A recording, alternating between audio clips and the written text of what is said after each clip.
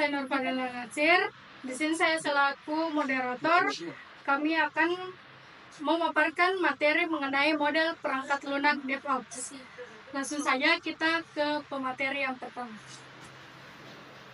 Perkenalkan, nama saya Muhammad Najib selaku pemateri pertama. Kita masuk kepada pembahasan. Apa sih itu DevOps? DevOps merupakan pendekatan yang menggabungkan pengembangan perangkat lunak dengan operasi untuk meningkatkan kolaborasi, komunikasi, dan pengiriman perangkat lunak secara cepat, stabil, dan berkelanjutan. DevOps bertujuan untuk mengatasi kesenjangan yang terjadi antara tim pengembang dan tim operasi dengan mempercepat siklus pengembangan, meningkatkan kualitas perangkat lunak, dan mengurangi risiko kesalahpahaman dan implementasi. Mengapa DevOps dibutuhkan dalam proses pengembangan software? Mungkin kita bertanya-tanya, apa sih fungsi dari DevOps? Perlu kita ketahui, dalam proses pengembangan produk, klien biasanya menginginkan agar proses delivery produk dapat dilakukan dengan cepat. Klien juga berharap agar produk yang dikembangkan memiliki kualitas yang baik serta mampu bekerja dengan stabil. Oleh karena itu, DevOps dirancang untuk mengatasi permasalahan tersebut dengan cara mengintegrasikan semua orang yang terkait dengan software development dan deployment, baik itu business user, developers, test engineer, security engineer, system administration, dan lain-lain. Tim ini akan bekerja sama untuk mencapai tujuan dan fokus utama, yaitu delivery product. Software berkualitas tinggi yang dapat memenuhi semua user requirements, namun tetap mampu menjaga integritas dan stabilitas seluruh sistem. Jika dilakukan dengan baik, DevOps dapat memberi berbagai manfaat dalam proses pengembangan produk. Beberapa di antaranya seperti yang pertama, perusahaan dapat bergerak dengan cepat. Yang kedua, delivery yang cepat. Yang ketiga, keandalan. Yang keempat, kolaborasi tim yang lebih baik. Yang kelima, aman. Baik, perkenalkan, nama saya Musir selaku pemateri yang kedua. Setelah kita mengetahui apa itu DevOps, kita masuk ke pembahasan yang selanjutnya, yaitu tahapan-tahapan DevOps. Tahapan pertama itu ada tahapan plan atau rencana. Fase ini melibatkan perencanaan untuk seluruh alur kerja yang dibutuhkan sebelum tim pengembang mulai menulis kode. Dalam tahap ini, manajer produk dan manajer proyek akan memainkan peran penting. Mereka akan bekerja sama untuk mengumpulkan persyaratan dan masukan dari pengguna akhir. Informasi tersebut kemudian akan dikumpulkan untuk membangun roadmap produk untuk membantu proses pengembangan yang akan dilakukan. Tahap yang kedua itu ada tahap kode. Setelah rencana dibuat, tim developer dapat mulai menulis kode yang dibutuhkan untuk mengembangkan produk. Tim developer biasanya akan menggunakan seperangkat plugin standar yang dipasang di lingkungan seperangkat mereka untuk membantu proses pengembangan, membantu menerapkan gaya kode yang konsisten, serta menghindari kelemahan keamanan dan anti-pattern. Tahap yang ketiga itu ada tahap build atau membangun. Setelah tim developer selesai menulis kode yang dibutuhkan, mereka akan memasukkan kode tersebut ke dalam shared kode repository. Developer akan mengirimkan pull request. Setelah developer yang lain akan mereview perubahan yang telah dilakukan.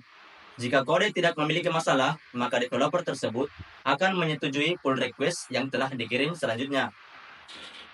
Tahap yang keempat itu ada tahap tes atau pengujian. Langkah selanjutnya adalah melakukan pengujian. Jika ada masalah yang ditemukan pada fase ini, maka masalah tersebut akan dikirim kembali ke tim developer untuk diselesaikan. Nah, tahap yang kelima itu ada tahap release atau rilis. Fase rilis menjadi tonggak penting dalam DevOps. Pada tahap ini, setiap perubahan kode telah melewati serangkaian pengujian, dan tim IT Operation telah memastikan bahwa masalah yang merusak dan regresi sudah teratasi dengan baik. Tahap yang keenam ada tahap deploy atau penerapan. Tahap selanjutnya adalah deployment. Setelah production environment dibuat dan dikonfigurasi, maka versi terakhir dari pengembangan yang telah dilakukan akan diterapkan. Nah, tahap yang ketujuh itu ada tahap operate atau operasikan. Rilisan ini sudah siap digunakan oleh pelanggan. Tim operasi pada tahap ini menangani konfigurasi dan penyediaan server menggunakan alat seperti Safe. Nah, kita masuk pada tahap yang ke-8 dan tahap yang terakhir, itu ada tahap monitor. Pada tahap ini, alur kerja DevOps dipantau berdasarkan data yang dikumpulkan dari perilaku pelanggan, performa aplikasi, dan lain-lain. Pemantauan tersebut dilakukan untuk membantu tim menemukan hambatan yang mempengaruhi produktivitas tim pengembangan dan operasi. Baik, perkenalkan, saya Muhammad Iqbal selaku materi ketiga. Saya akan menjelaskan mengenai contoh kasus penerapan DevOps. Contoh kasusnya dapat kita lihat pada Netflix. Netflix merupakan salah satu perusahaan yang telah mencapai kesuksesan dengan menggunakan DevOps. Awalnya, Netflix menghadapi masalah arsitektur monolitik. Seiring berjalannya waktu dan pertumbuhan data, semakin sulit bagi mereka untuk melakukan pemeliharaan, meningkatkan, dan mengukur aplikasi mereka. Oleh karena itu, mereka beralih ke layanan web Amazon atau Amazon Web Service. Sebagai perusahaan yang harus menangani jumlah lalu lintas jaringan yang besar, Netflix menunjukkan keuntungan skalabilitas dari cloud sebagai salah satu faktor kunci dalam keputusan mereka untuk bermigrasi.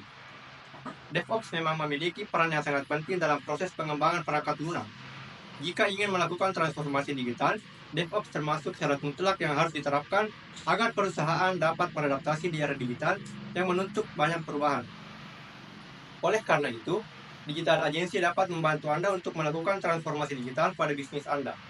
PT Sweet Media Kreasi Indonesia sebagai Digital Agency Jakarta dan Digital Agency Indonesia siap membantu Anda dalam melakukan transformasi digital untuk bisnis maupun perusahaan Anda melalui strategi, pengembangan produk, dan komunikasi kreatif.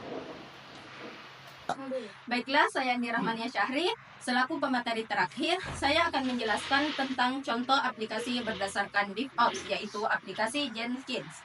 Jenkins adalah solusi sumber terbuka yang terdiri dari server otomatisasi untuk memungkinkan integrasi berkelanjutan dan pengiriman berkelanjutan, mengotomatiskan berbagai tahap pengembangan perangkat lunak seperti pembuatan, pengujian, dan penerapan. Jenkins adalah platform otomatisasi sumber terbuka berbasis Java dengan plugin yang dirancang untuk integrasi berkelanjutan. Platform ini digunakan untuk terus membuat dan menguji proyek perangkat lunak, sehingga memudahkan pengembang dan teknisi DevOps untuk mengintegrasikan perubahan ke proyek dan memudahkan konsumen untuk mendapatkan versi baru. Platform ini juga memungkinkan Anda untuk merilis perangkat lunak secara berkelanjutan dengan berinteraksi dengan berbagai metode pengujian dan penerapan. Berikut adalah beberapa hal yang dapat Anda lakukan di aplikasi Jenkins, yaitu 1. Menambahkan item baru. Untuk membuat build job baru, Anda dapat klik tautan new item di halaman utama Jenkins. Berikan nama untuk definisi build, pilih proyek Maven, dan klik OK. Kedua, mengelola riwayat build. Anda dapat menggunakan plugin Build History Manager untuk membuat aturan untuk menentukan build yang akan dihapus atau dipertahankan. Yang ketiga, menghapus riwayat build. Untuk menghapus riwayat build, Anda dapat membuka pekerjaan atau folder.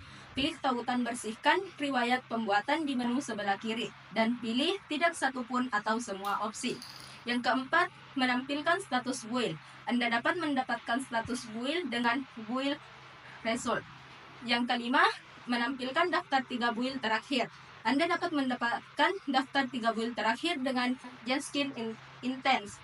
Yang keenam, menampilkan direktori ham Jenkins. Anda dapat melihat direktori ham Jenkins di bawah judul direktori ham di menu kelola Jenkins System. Baik, itulah tadi materi yang kami sampaikan. Dapat kami simpulkan bahwa metode pengembangan perangkat lunak berbasis DevOps telah membuktikan efektivitasnya dalam menghadapi tantangan pengembangan perangkat lunak modern. Itulah hasil video kami. Terima kasih.